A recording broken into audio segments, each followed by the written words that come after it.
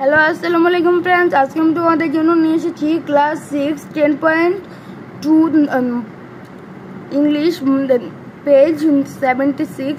তো শুরু করা যাক। The sports boy play. এখানে আমরা নিচে যে বক্সটি দেখতে পাচ্ছি, এখানে আমাদেরকে চেয়েছে কি football, cricket, swimming, bicycling, tennis, basket, badminton, handball, এগুলো এই খেলাগুলো ছেলেরা কোন খেলাগুলো করে আর মেয়েরা কোন খেলাগুলো করে এবং উভয়ই কোন খেলাগুলো করে। তো শুরু করা যাক।